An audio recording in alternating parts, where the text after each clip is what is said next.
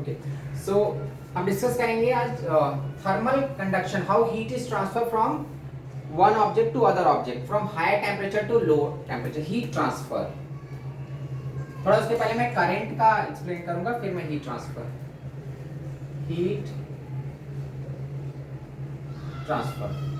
तो जैसे अपने पास अगर एक वायर है, suppose if you have a conductor, how current flows.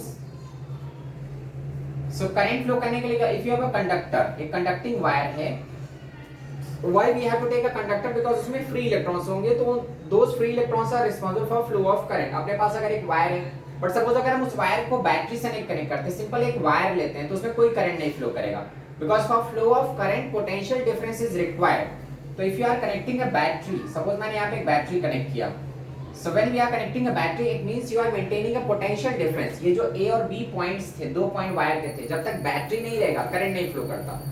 when a battery is connected then current flows from high potential to low potential। so when you are connecting a battery, if this battery is connected it means you are maintaining for point A as higher potential and point B is at low potential।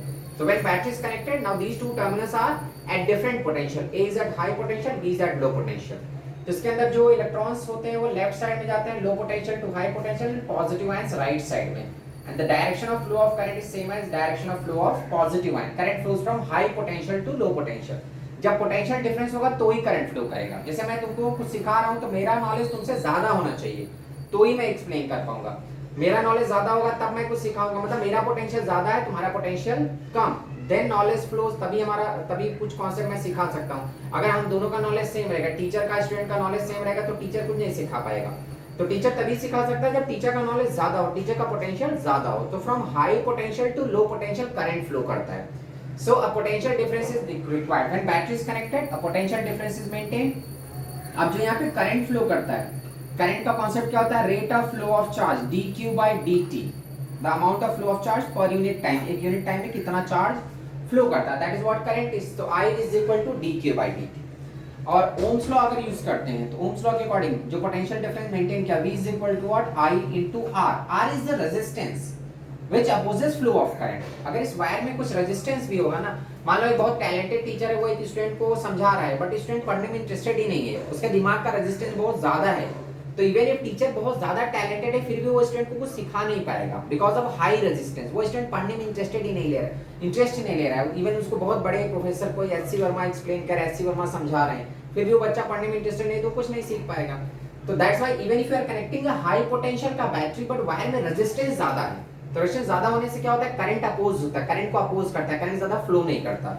So R is what, R is V/I। This is what just a relation. R को हम इस relation से निकाल सकते हैं, but R इन पे depend नहीं करता। मतलब जो स्टूडेंट का दिमाग का रेजिस्टेंस है वो ना तो बैटरी पे डिपेंड करता, ना तो करंट पे। रेजिस्टेंस करंट को अपोज करता है, करंट रेजिस्टेंस पे डिपेंड करता है, बट रेजिस्टेंस करंट पे डिपेंड नहीं करता। रेजिस्टेंस डिपेंड करता है उस वायर के स्ट्रक्चर पे। जो स्टूडेंट के दिमाग में प्रॉब्लम है, जो स्टूडेंट पढ़ने में इंटरेस्टेड नहीं है, वो भी टीचर की वजह से नहीं है भाई, उसको एससी वर्मा पढ़ा रहे हैं, स्टूडेंट कुछ इंटरेस्ट ही नहीं ले रहा, तो इसका मतलब हम एससी वर्मा को ब्लेम थोड़ी ना करेंगे कि अरे आप कैसा पढ़ा रहे हो, स्टूडेंट का दिमाग ही नहीं लग रहा है। ऐसा नहीं, वो नहीं पढ़ना चाहता, ये उसकी अपनी प्रॉब्लम है, टीचर की उसमें कोई गलती नहीं है। So R does not depend on battery and current, it depends on the structure। अब ये कैसे डिपेंड करता है, तो R का जो डिपेंडेंसी होती है, R लेंथ के डायरेक्टली प्रोपोर्शनल होता है और एरिया के inversely proportional. Clear? So resistance of a wire is directly proportional to its length. Length अगर बहुत बड़ा सा है तो रेजिस्टेंस ज्यादा होगा, and it is inversely proportional to area. तो R का हमारा एक्सप्रेशन क्या हो जाएगा, R is directly proportional to L/A। इस प्रोपोर्शनलिटी हटाते हैं तो यहाँ पे हम कांस्टेंट यूज करते हैं स्पेसिफिक रेजिस्टेंस रो। यहाँ पे मैं बस हल्के में बता रहा हूँ, करंट इलेक्ट्रिसिटी में हम इसको डिटेल में पढ़ेंगे। यहाँ पे फिलहाल इतना जान लो कि जो उस वायर में रेजिस्टेंस है which opposes flow of current, that R is equal to rho into L/A। ज्यादा डिटेल में मैं इसको यहाँ पे एक्सप्लेन नहीं कर रहा हूँ, केवल इतना, बिकॉज इसी से मैच करता है हीट ट्रांसफर। सो रो हमारा होता है स्पेसिफिक रेजिस्टेंस, स्पेसिफिक रेजिस्टेंस मतलब वो स्टूडेंट की अपनी मेंटल प्रॉब्लम है, वो क्यों नहीं पढ़ना चाहता, that is what specific resistance is. और ये इसी को हम बोलते हैं रेजिस्टिविटी। तो ये तो करंट की कहानी हो गई, ये मैंने करंट को थोड़ा सा रिवाइज कराया बिकॉज इसी से मिलता हुआ हीट ट्रांसफर है, when heat is transfer from high temperature to low. तो R का ये फार्मूला याद रखना, R is equal to rho into L/A। ये रो इज रेजिस्टिविटी है। अगर हम कंडक्टिविटी के टर्म में लिखते हैं तो what we can write, resistivity is reciprocal of conductivity. इसको ऐसा लिख सकते हैं 1/K L/A। क्लियर? हाँ 1/सिग्मा लिख सकते हो, कंडक्टिविटी यहाँ पे सिग्मा होता है, ठीक है। सो 1/सिग्मा L/A, this is what the resistance of that wire which opposes flow of current. तो ठीक है, ये तो करंट की कहानी हो गई। अब हम जरा हीट पे आते हैं, इसी से मिलता जुलता हीट का ट्रांसफर है, सेम है क्यों। अब जैसे करंट ट्रांसफर करने के लिए for flow of current potential difference is required, in the similar way में फॉर फ्लो ऑफ हीट, अगर किसी वायर से हीट तब फ्लो करेगा जब एक साइड का टेम्परेचर ज्यादा हो। क्लियर। मैंने इधर एक दीवार रखा जिसका टेम्परेचर बहुत ज्यादा है, सपोज 1000 डिग्री सेल्सियस, इधर एक दीवार है जिसका टेम्परेचर है 0 डिग्री सेल्सियस, मतलब यहाँ पे एक टेम्परेचर डिफरेंस है, सॉरी 10 डिग्री सेल्सियस मैंने लिया, तो there is a temperature difference between these two. अब if a metallic rod is connected या कंडक्टिंग मटेरियल इज कनेक्टेड, यहाँ पे हीट करंट फ्लो कर रहा है, मतलब heat is transfer from one place to other place, if there is a temperature difference, wire में current के लिए पोटेंशियल डिफरेंस इज रिक्वायर्ड, यहाँ पे क्या चाहिए, टेम्परेचर डिफरेंस।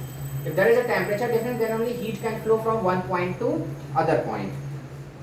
अब अगर मान लो यहाँ पे हीट जब ट्रांसफर होगा, मैं यहाँ पे थर्मामीटर लगाते जाता हूँ, बहुत सारे थर्मामीटर मैंने कनेक्ट किया हुआ है उस रॉड में। जैसे तुम चाय बनाने वाली केतली होती है ना, चाय वाले बनाने वाला कंटेनर होता है, तो उसके हैंडल के पास देखो प्लास्टिक लगाया हुआ रहता है, जिससे वो, बिकॉज चाय हम कंटेनर हीट करना चाहते हैं, पानी हीट करना चाहते हैं, लेकिन वो हैंडल भी हीट हो जाता है, बिकॉज मेटल के थ्रू हीट आगे ट्रांसफर होता है।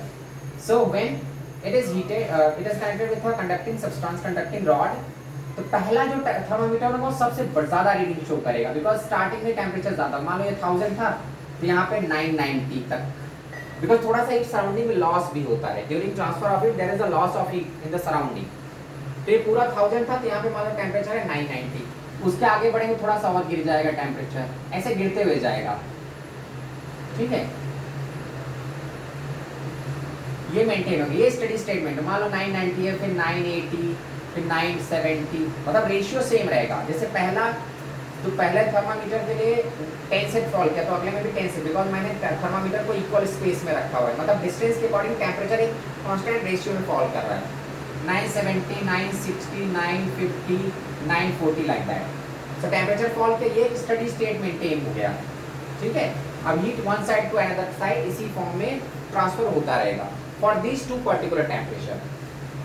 So for flow of heat को flow करने के लिए temperature difference is required. Heat always flows from higher temperature to low temperature. Clear?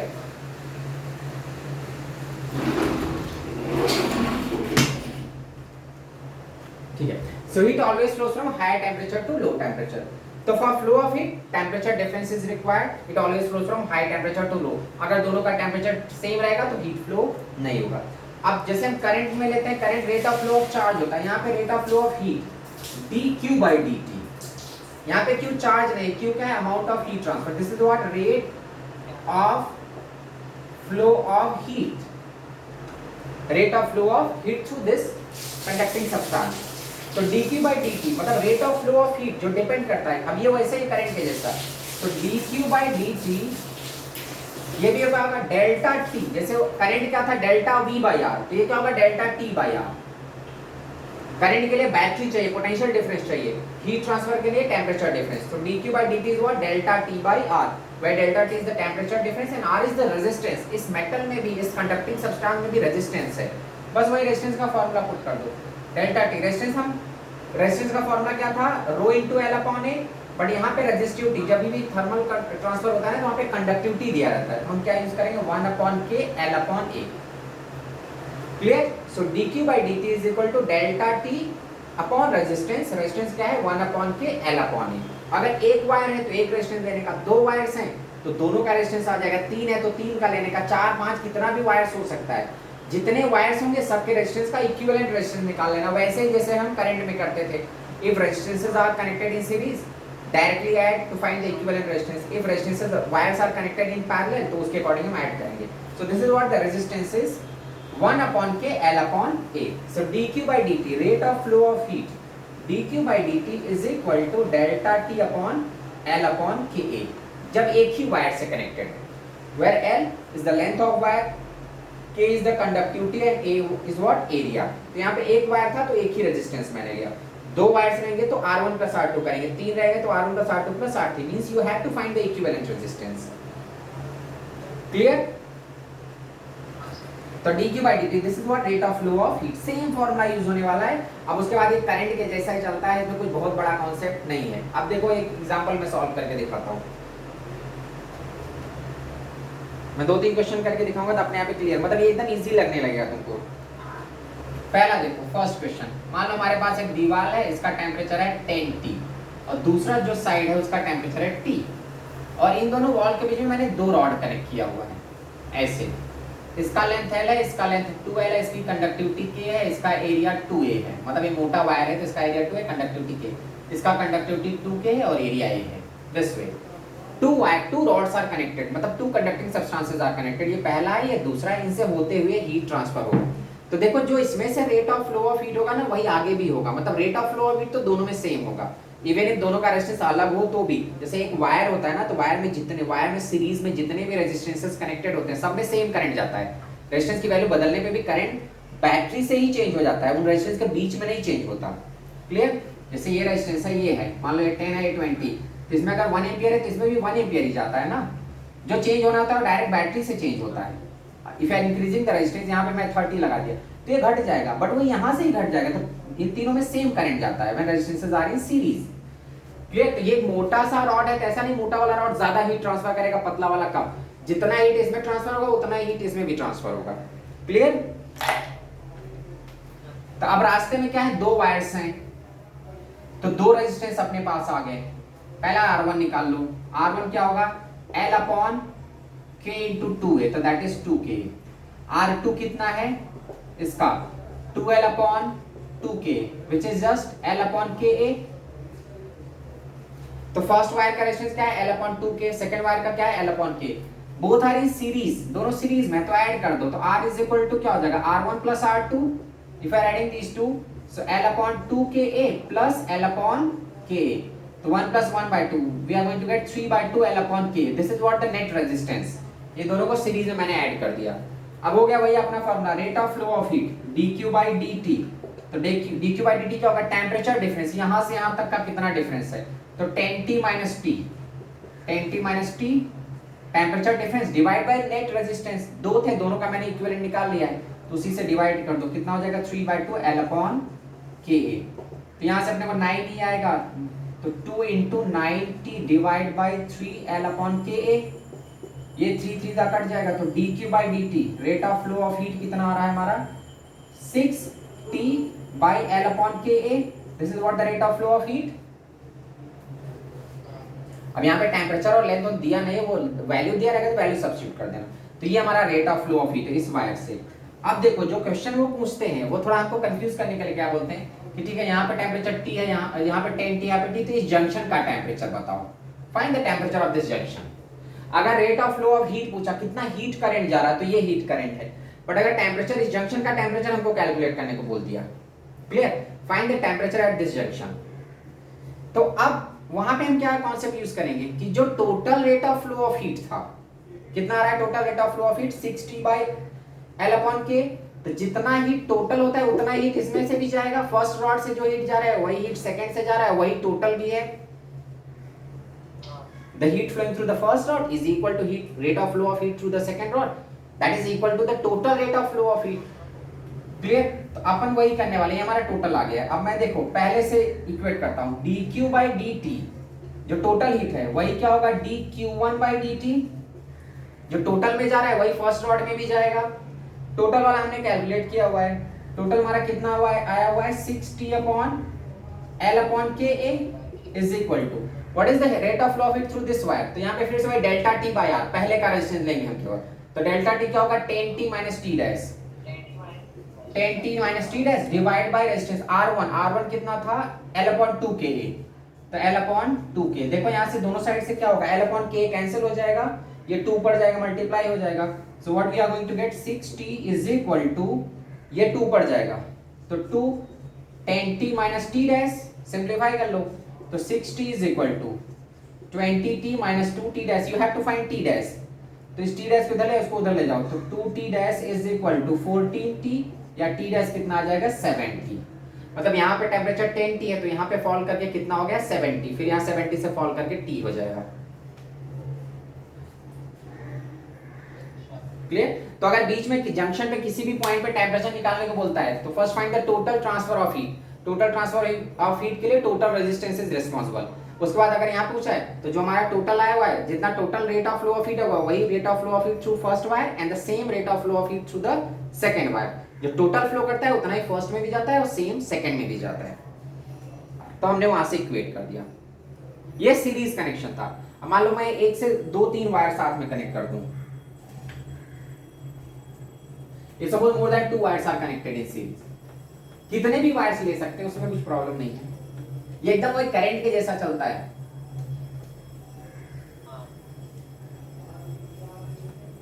अब चलो मैं तीन तीन वायर साथ में लेता हूं। नेक्स्ट सेकंड क्वेश्चन, यहाँ पे हमारा टेम्परेचर है मान लो 80, इधर मैंने एक वायर कनेक्ट किया, इधर एक और वायर कनेक्ट किया, इधर फिर एक मोटा सा वायर कनेक्ट कर दिया। यहाँ पे है 2T, मतलब जो फर्स्ट वॉल है उसका टेम्परेचर 80 है, इधर 2T है। इसका लेंथ L, इसका भी लेंथ L, इसका भी लेंथ L, इसका एरिया A है, इसका एरिया 2A, इसका भी एरिया 2A, इसका कंडक्टिविटी 2K, इसका कंडक्टिविटी, इसका K लो कंडक्टिविटी, इसका 2K और इसका 2K ले लिया मैंने। ठीक है, अब अपने पास तीन वायर्स हैं जो सीरीज में कनेक्टेड हैं।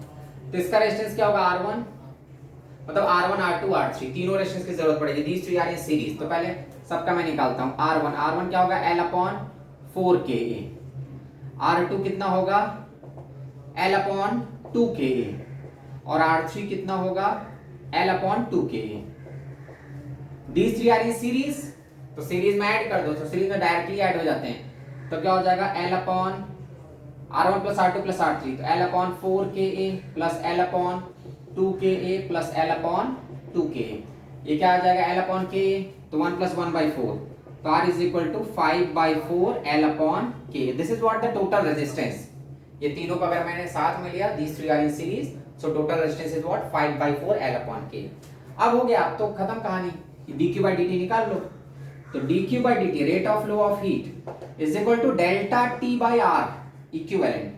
डेल्टा T टेम्परेचर डिफरेंस, इधर 80 है इधर 2T, तो डिफरेंस कितना आ जाएगा 60 divide by total resistance, total resistance which I have calculated, that is 5/4 L/KA। Simplify कर लो तो कितना हो जाएगा, ऊपर जाएगा 24/5 T/L/KA। यहाँ पे मैंने रखा हुआ है। ये तो चलो, ये तो बहुत आसानी से आ गया। हमको क्वेश्चन में कंफ्यूज क्या करेगा, बताएगा, बोलेगा यहाँ पे टेम्परेचर बताओ जंक्शन का, T1 बताओ और T2 भी बताओ, इस जंक्शन का भी टेम्परेचर बताओ और इसका भी बताओ।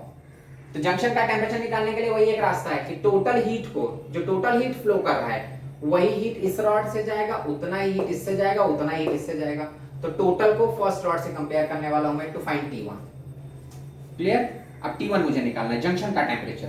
तो क्या करो, dQ/dt जो total rate of flow of heat था वो उतना ही फर्स्ट से जाएगा, dQ1/dt, दोनों साइड से dt कटेगा। ये dQ/dt तो हमने निकाला हुआ है ना, कितना है, यही तो निकाला है 24/5 T/L/, तो यह पुट करो 24/5 T/L/KA, ये total rate of flow of heat था।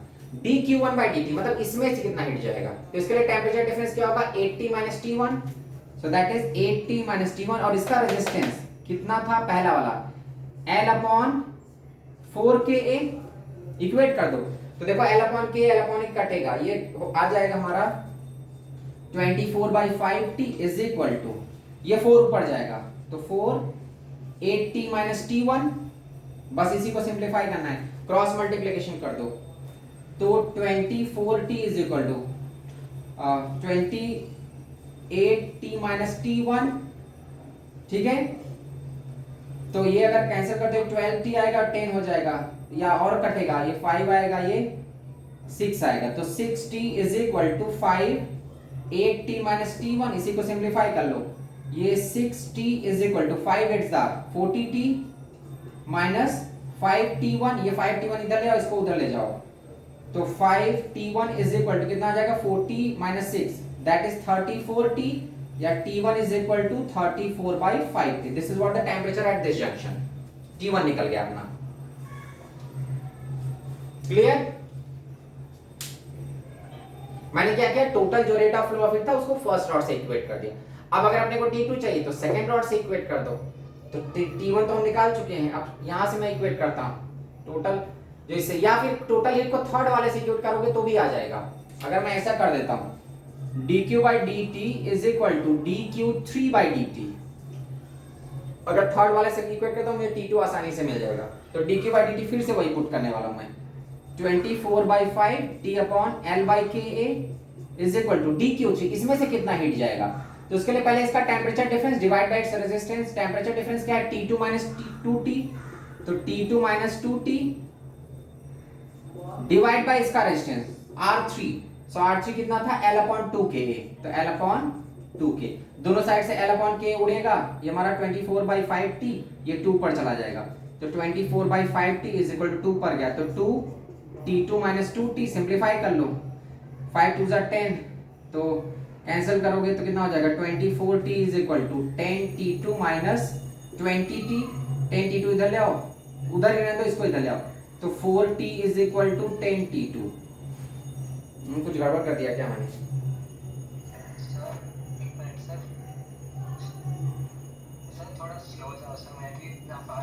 अच्छा देखो यहाँ पे क्या था, जो हमारा टोटल हीट था ना, मैं यहाँ पे कुछ गड़बड़ हो गया है। टोटल जो rate of flow of heat है dq by dt वो मैंने निकाला था, अब मुझे निकालना है इस जंक्शन का temperature. So total rate of flow of heat को थर्ड रॉड से जो हीट जा रहा है, मतलब dq by dt is equal to heat flowing through the third rod, that is dq3 by dt। तो ये हमारा dq by dt कितना निकाला है, 24/5 t upon l upon k, तो 24/5 t upon l upon k is equal to, इसके लिए temperature difference कितना होगा, T2 माइनस 2T, इसके लिए टेम्परेचर डिफरेंस, तो temperature difference divide by its resistance. Temperature difference T2 minus 2T divide by resistance. Resistance इसका कितना हो जाएगा, R3 जो मैंने निकाला था, L upon 2K, तो L upon 2K। अब देखो L upon K बचा, ये 2 पर चला गया, तो 24/5T इज इक्वल टू 2 पर गया, तो 2 T2 माइनस 2T मल्टीप्लाई करोगे, तो 24/5 24, ये 5 मल्टीप्लाई हुआ 10, 10T2 माइनस 20T। अच्छा ये इधर आके ऐड होगा ना, मैं सब्ट्रैक्ट करा, थोड़ी गड़बड़ किया, ये 20T ऐड हो जाएगा, तो 10T2 is equal to 44T, या T2 is equal to 4.4T।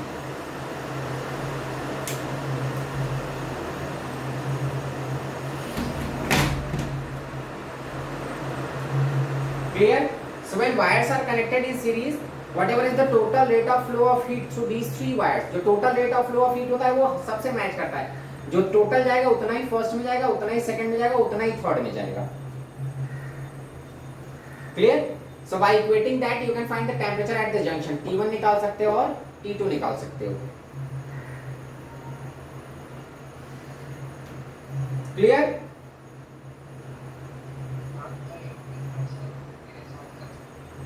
हाँ इसका स्क्रीनशॉट ले लो। ठीक है, ये हमारे सीरीज के कनेक्शन थे। अब अगर मैं मान लो दो वायर्स को पैरेलल में कनेक्ट करता हूँ, सीरीज में तो सारे रेजिस्टेंसेस डायरेक्टली ऐड हो जाएंगे। इफ हाँ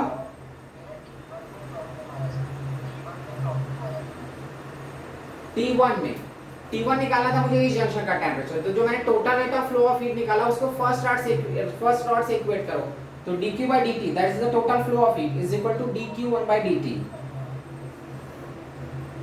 तो dq by dt कितना था, 24/, हाँ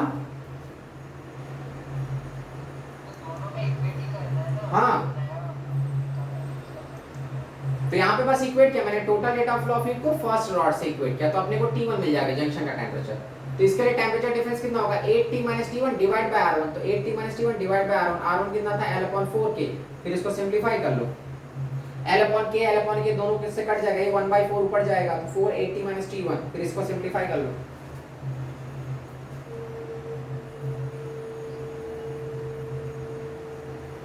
अब देखो नेक्स्ट हम देखेंगे पैरेलल में, अगर वायर्स पैरेलल में कनेक्टेड हैं। सीरीज में तो डायरेक्टली ऐड कर देते हैं, पैरेलल में वही पैरेलल वाला फॉर्मूला यूज करेंगे, 1/r रेसिप्रोकल लेके ऐड करेंगे।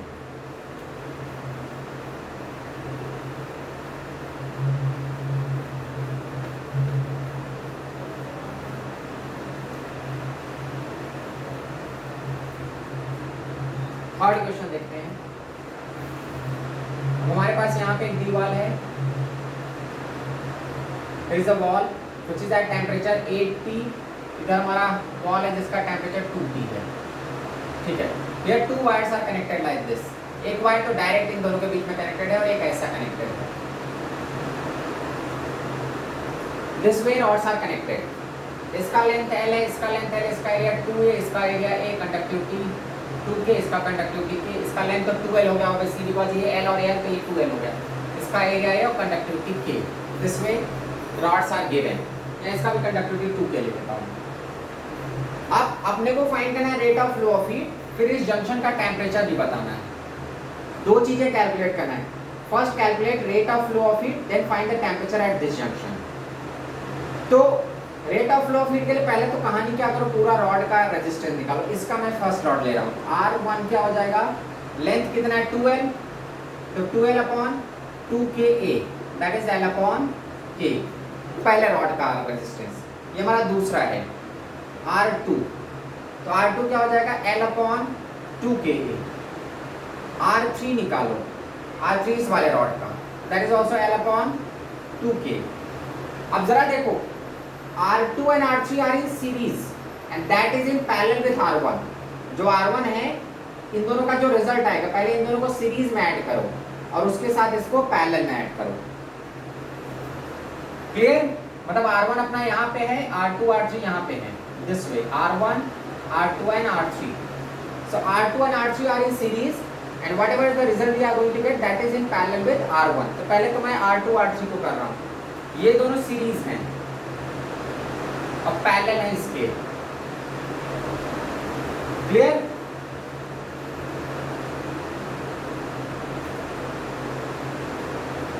सो these two are in series, तो इनका रिजल्ट क्या आ जाएगा, इनको ऐड कर लो, सीरीज में क्या आ जाएगा L upon 2K plus L upon 2K, तो वो कितना आ जाएगा L अपॉन KA, तो सीरीज में डायरेक्टली ऐड हो जाएंगे ना R2 plus R3, so what we are going to get L upon KA,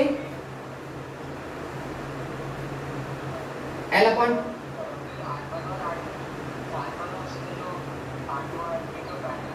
हाँ, तो आप देखो इसको R1 के साथ पहले, तो हमारा 1 अपॉन R इक्विवेलेंट क्या हो जाएगा 1 अपॉन R1 प्लस ये जो आया 1 अपॉन ये जो रिजल्ट L अपॉन KA, तो सिंप्लीफाई करो तो कितना हो जाएगा 1 अपॉन R1, R1 कितना है हमारा L अपॉन K, तो 1 upon L upon KA plus 1 upon L upon KA, तो ये बेसिकली क्या आ जाएगा 2 अपॉन L अपॉन KA, या R इक्विवेलेंट निकालो, तो R इक्विवेलेंट क्या हो जाएगा उल्टा कर दो, तो L upon 2KA,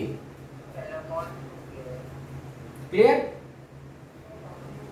so this is what the equivalent, equivalent हमारा इतना आ गया R इक्विवेलेंट। अब dq by dt, तो dq by dt के लिए क्या यूज करो, टोटल रेजिस्टेंस हम लेंगे, तो dq by dt यहाँ पे निकाल रहा हूं मैं, या यहीं पे निकाल लेता हूं, dq by dt is equal to delta T, delta T कितना होगा 80 minus 2t, 80 minus 2t divide by R equivalent, तो 80 60 अपॉन R इक्विवेलेंट, तो ये निकाला हुआ है मैंने L अपॉन 2K, ये हमारा आ गया dq by dt, 60 upon L upon 2K, चाहो तो 2 को ऊपर ले जाओ, फिलहाल मैं यहाँ पे ऐसे ही छोड़ दे रहा हूँ, dq by dt, this is the total rate of flow of heat. अब यहाँ पे हमको क्या सोचना कि if you have to find the temperature at this junction, तो यहाँ पे हम जानते हो टोटल हीट को इक्वेट नहीं कर सकते बिकॉज ये जो टोटल हीट है ना, ये कुछ पार्ट ऊपर से जा रहा है, कुछ पार्ट नीचे से जा रहा है, दो पार्ट में फ्लो हो रहा है, ऊपर से भी हीट जा रहा है और नीचे से भी जा रहा है, तो हमको जब ये जंक्शन का टेम्परेचर निकालना होगा तो केवल नीचे से इक्वेट करना होगा, ऊपर वाले से हम इक्वेट नहीं कर सकते, क्लियर। तो अब हम क्या करेंगे, जो इसमें से हीट जाएगा, यहाँ पे देखो जितना हीट इसमें जाएगा उतना हीट इसमें जाएगा, the heat which is flowing through this wire, जो इस वायर में हीट पैरेलल में कहाँ है भाई, सीरीज में है ना, ये और ये, अच्छा हाँ ये दोनों हाँ सीरीज में पैरेलल, मैं बस सीरीज सोचा पैरेलल बोल के, हाँ तो ये दोनों सीरीज में है। अब ऊपर वाले यहाँ पे देखो हम इस टोटल को इक्वेट नहीं, ऐसा नहीं कर सकते total rate of flow of heat is equal to heat flowing through this, because वो ऐसा नहीं है, ऊपर से कुछ हीट जा रहा है, नीचे से भी जा रहा है, ऊपर से कितना जा रहा है, नीचे से कितना जा रहा है मुझे नहीं मालूम, मुझे टोटल मालूम है, ये टोटल निकाला है मैंने, दोनों का मिला के हीट आ रहा है, हमको फाइंड करना है टेम्परेचर एट दिस जंक्शन, तो अगर इस जंक्शन का टेम्परेचर निकालना है तो इसका हीट इससे इक्वेट करो, मतलब heat flowing through this wire is equal to heat flowing through this wire, मतलब Q2 सेकंड वायर और थर्ड वायर में हीट मैच करेगा, क्लियर, फर्स्ट से वो मैच नहीं करेगा बिकॉज पैरेलल में करंट बदल सकता है, सीरीज में करंट नहीं बदलता, these two are in series, So whatever is the current flowing through this second wire, the same current is flowing through the third wire. तो हम सेकंड और थर्ड में इक्वेट करने वाले हैं, उसको फर्स्ट से नहीं इक्वेट करेंगे बिकॉज फर्स्ट पैरेलल में अलग अलग करंट जा सकता है। तो अब चलो सेकंड और थर्ड को इक्वेट कर दो। अब फर्स्ट में सेकंड में और थर्ड में इक्वेट कर रहा हूं मैं। तो heat flowing through second dq2 by dt is equal to heat flowing through third dq3 by dt. The rate of flow of heat through the second wire is equal to rate of flow of heat through the third wire. अब second wire में कितना heat जा रहा है इसका देख लो। Temperature difference क्या होगा 8T - T1 divide by resistance R2 is equal to T1 - 2T divide by R3। R2 R3 मालूम है, पुट कर दो अपना काम बन जाएगा, T1 आ जाएगा।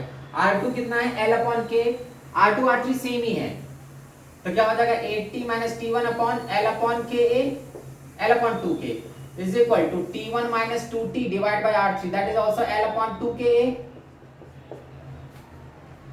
दोनों साइड से L/2K कैंसिल हो जाएगा तो what we are going to get 8T - T1 is equal to T1 - 2T।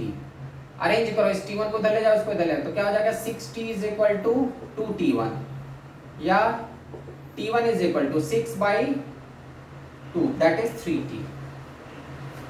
तो ये कितने टेम्परेचर पे मेंटेन रहेगा जंक्शन 3T पे।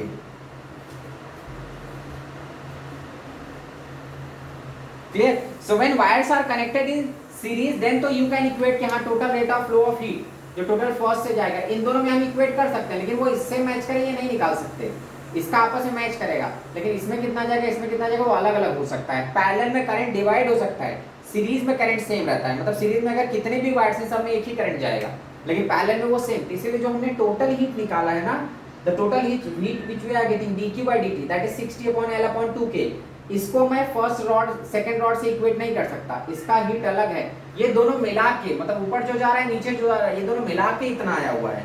तो when you have to find the temperature at this junction तो इन दोनों का हम इक्वेट कर सकते हैं, उसको टोटल से नहीं इक्वेट कर सकते बिकॉज़ टोटल में तो ये भी हिस्सेदार है। क्लियर? इसलिए मैंने क्या किया, ये दोनों सीरीज में थे बस अपना सीरीज में मैंने वो इक्वेट किया, जो सेकंड रॉड से हीट जाएगा वही थर्ड रॉड से जाएगा। अब सेकंड रॉड के लिए क्या होगा delta T/R2 is equal to delta T/R3। तो डेल्टा T इसके लिए क्या होगा 8T - T1 divide by R2, इसके लिए क्या होगा T1 - 2T divide by R3।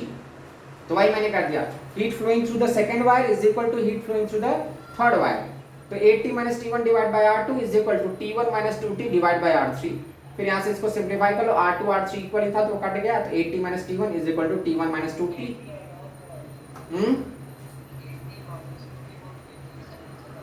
80 - T1 is equal to T1 - 2T, तो ये इधर ऐड होगा। अरे हाँ यार ये गड़बड़ किया मैंने, ये 10T होगा, sorry 10T is equal to 2T1, तो T1 की वैल्यू कितनी हो जाएगी 5T।